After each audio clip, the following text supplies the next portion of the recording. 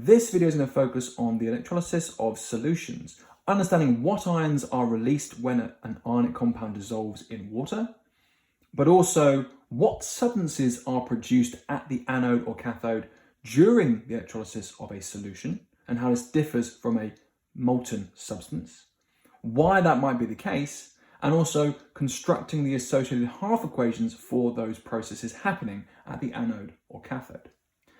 So, looking at the electrolysis of solutions, it is more complicated than for molten substances because there are more ions involved. And a good example to show this, illustrate this, would be sodium chloride dissolved in water. So if we dissolved sodium chloride in water to form an aqueous solution, not only are the sodium ions and the chloride ions from the compound itself released into the water as the ionic bonds are overcome, but also we find that there are a small proportion of hydrogen ions and hydroxide ions also present in that solution. The question is, where did those ions come from? It turns out they actually come from water. A small proportion of water molecules will be dissociating naturally into hydrogen ions and hydroxide ions. This is called self-ionization. So in reality, we have to remember that when we dissolve a compound like sodium chloride, there are more ions present than if it was molten. Rather than just having the sodium ions and chloride ions, we also have those hydrogen ions and hydroxide ions present. So what's going to happen when we electrolyze that solution with our positive and negative electrodes?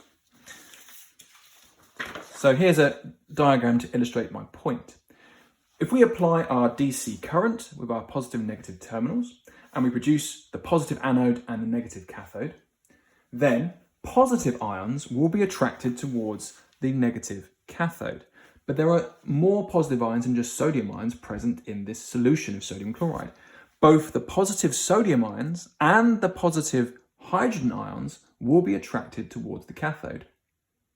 Simultaneously, both the negative chloride ions and the negative hydroxide ions will be attracted towards the positive anode.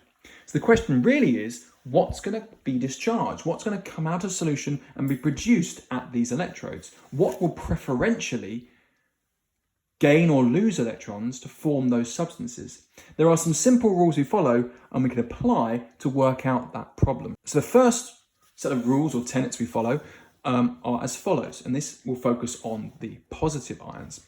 Rule number one is, if the metal ion found in solution is above hydrogen in the reactivity series, then these metal ions tend to have a lower ability or a lower tendency to gain electrons when compared to hydrogen ions themselves. So it tends to be the case that these metal ions stay in solution and are not generated at the cathode. Instead, we get hydrogen gas. However, if the metal ion in solution is below hydrogen in the reactivity series, then these metal ions tend to have a greater tendency or ability to gain electrons when compared to hydrogen ions. So these metals will tend to be produced at the electrode itself, at the cathode itself, instead of hydrogen. So it's all to do with reactivity and the reactivity series. If the metal ion is found above hydrogen in the reactivity series, represents an element found above hydrogen in the reactivity series, then hydrogen is reduced at the cathode. Whereas if the metal ion represents an element which is below hydrogen in the reactivity series, then instead we'll get that metal produced at the cathode. The second set of rules govern negative ions.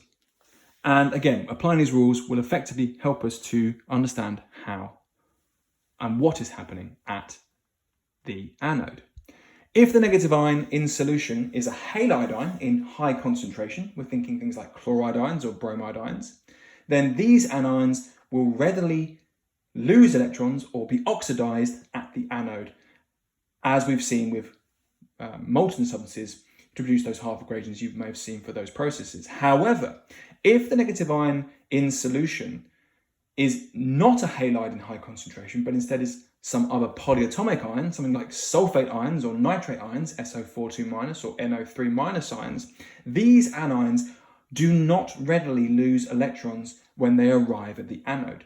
Instead, What will also be arriving at the anode will be the hydroxide ions coming from the dissociation of the water molecules. Now, those hydroxide ions are much better at losing electrons to the anode than the sulfate ions and nitrate ions. So the sulfate ions and nitrate ions remain in solution, and it's the hydroxide ions which get involved at the anode, losing electrons to it. And actually, the gas generated in that situation is oxygen.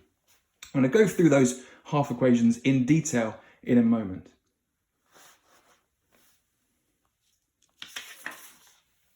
So let's do an example to really illustrate the point, and this example is shown here, okay?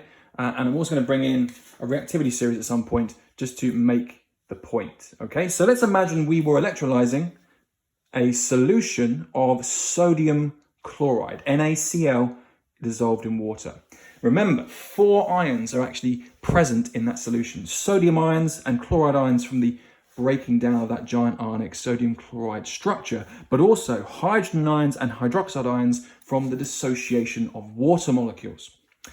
If we look at what's happening at the cathode, the negative electrode, we would find that it's the hydrogen ions which are more readily gaining electrons compared to the sodium ions. That's because, as I said before, metals above hydrogen in the reactivity series have a tendency to not gain electrons as well as hydrogen ions. And sodium, if we look here, is way up the reactivity series, way above hydrogen, and therefore will less readily gain electrons at the cathode compared to hydrogen. So the hydrogen ions effectively win this contest.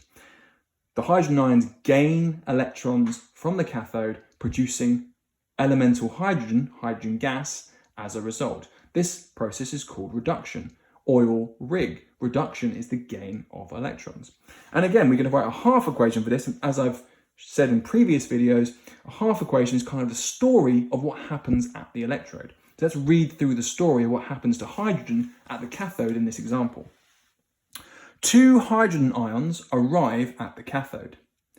They gain 2 electrons, 1 electron each, to become H2 hydrogen gas. The reason why H2 is presented as H2 is because we're talking about a diatomic molecule of 2 hydrogen atoms covalently bonded together, sharing a pair of electrons. That's why we have to write H2 here. We can't just write a capitalized H on its own, because hydrogen doesn't exist naturally as individual hydrogen atoms. It exists as a diatomically covalently bonded H2 molecule. So again, the half equation of what's happening in the cathode for the electrolysis of sodium chloride solution is 2 hydrogen ions arriving at the cathode, gaining 2 electrons, 1 each, to become neutral hydrogen molecules, H2 molecules. Now, at the anode, what's going to happen there? We have chloride ions in high concentration in this sodium chloride solution. So this is going to mean that chloride ions are present in sufficient numbers to arrive at the anode, lose electrons to the anode, producing chlorine gas. That process is called oxidation. Oxidation is the loss of electrons from a chemical species, oil in the oil rig. So again, my half equation is the story of what happens at the anode. And I'll explain again why chlorine has to be Cl2. So let's read through the story first of all. 2 chloride ions arrive at the anode. They become a chlorine molecule because they lose 2 electrons. If the electrons appear on the right-hand side of this arrow, it means they are lost, not gained. Even if we use an addition sign or symbol, it doesn't matter. If the electrons appear on the right-hand side of this arrow, they are being lost, not gained. So one more time through the story. 2 chloride ions arrive at the anode. They become a chlorine molecule because they have lost 2 electrons. Why is it Cl2, not just Cl? Because again, chlorine, naturally occurring chlorine, exists as a diatomic molecule, a covalently bonded molecule of 2 chlorine atoms. And there's my shared pair of electrons, my covalent bond in the center. So that's an example of an electrolysis of a solution. Let's try one more, a slightly more advanced version, to see if we can apply those rules we've just seen before. So this time we're applying the rules and the solution is copper nitrate. So again, think about what ions are present when you dissolve copper nitrate. There are copper ions, Cu2+, and nitrate ions from the dissolving of the copper nitrate ionic compound itself. But there are also hydrogen ions and hydroxide ions from the dissociation of water molecules. Let's deal with the cathode first of all. Now let's consider where copper is in the reactivity series. Now copper is actually below hydrogen in the reactivity series. And as we said, metals below hydrogen in the reactivity series actually have a better tendency to gain electrons than hydrogen itself.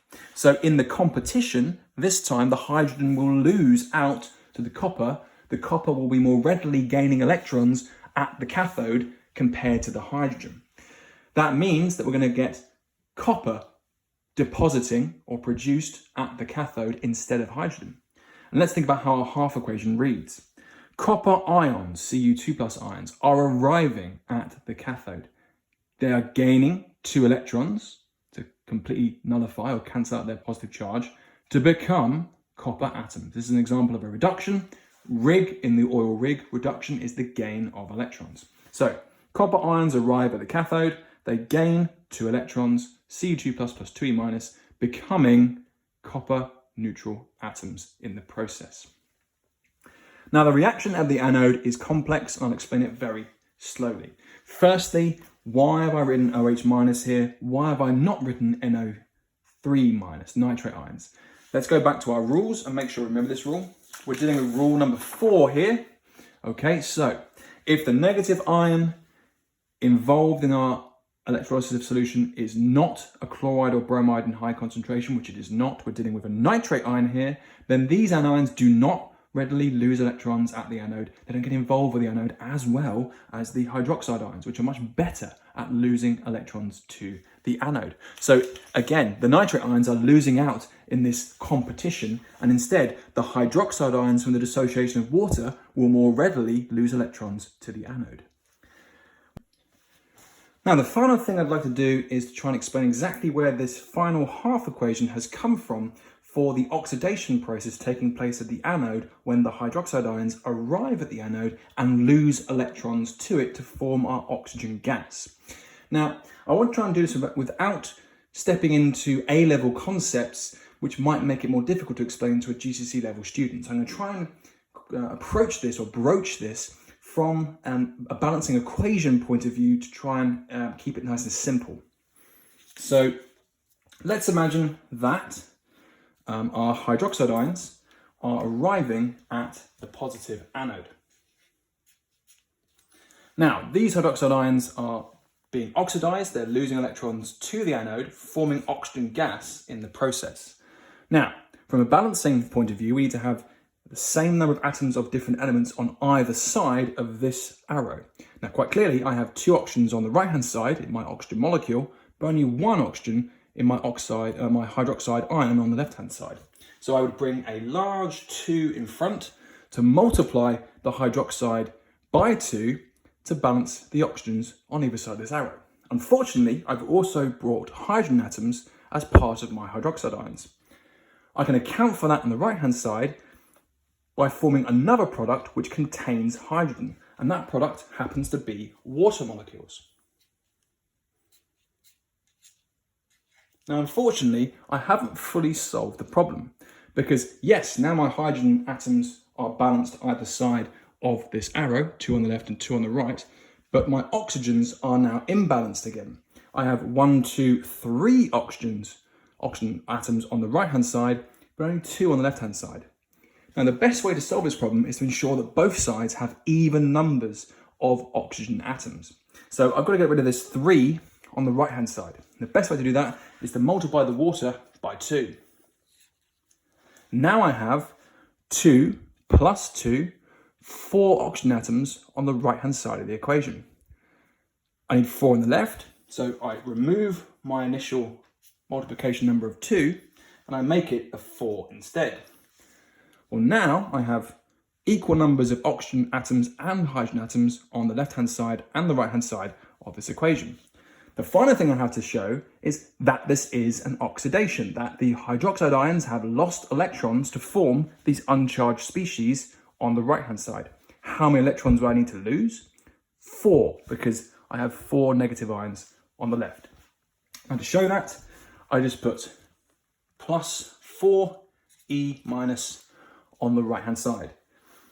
Now, why did I say plus 4E minus? Again, that counterintuitive aspect. Remember, if the electrons are found on the right-hand side of this arrow, it means they've been lost, not gained. And if I read this through in our story of a half equation approach, you'll see that it hopefully makes sense. It's reading as follows.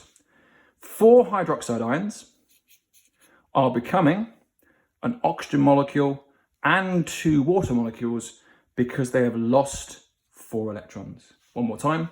4 hydroxide ions are becoming an oxygen molecule and 2 water molecules because they've lost 4 electrons.